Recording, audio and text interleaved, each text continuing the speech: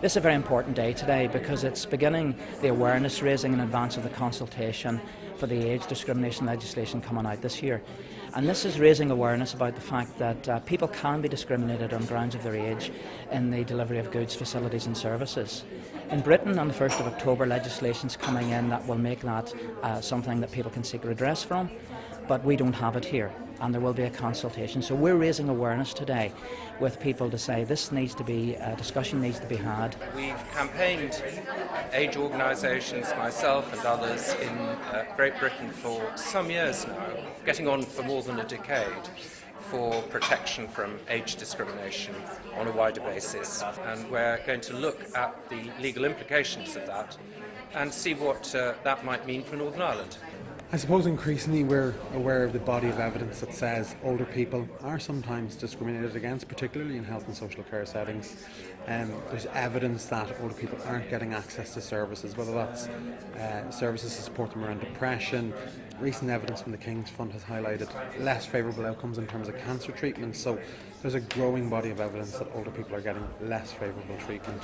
One of the things that a ban will do is set out a very clear message to everybody, to people who are providing health and social care services, people commissioning health and social care services, and people receiving those services, that age discrimination has no place in a fair and just society or in any services, public or private. But it also sets out a very clear expectation that people have a right to the same treatment and outcomes as anybody else, regardless of their age. The danger is that this simply becomes something that younger people think about, it's only about older people.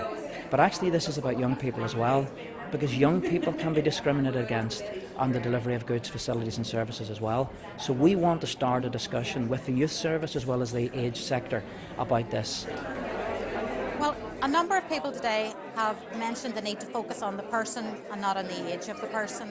And that's what anti-discrimination legislation is all about. It's about looking at the individual needs of a person and groups of people and not making assumptions about what they need or what their rights should be. So it's about giving a voice to people themselves so that they can say what they need and what they want and what is good for them. I think it's really, really important that as a society, as we move forward and say citizenship is important, we remove the structural barriers that discriminate against older people. This is such a significant issue for older people. Health is very precious to us as individuals, but it's also very precious to society, that it should have healthy citizens in it. And if one group of people in that society has some health challenges, and we have to accept that older people do, and also they are facing perhaps some unfairness in their access to health and social care, then you're in a bad place as a society. So I really do welcome the prospect of good, clear, effective anti-discrimination legislation.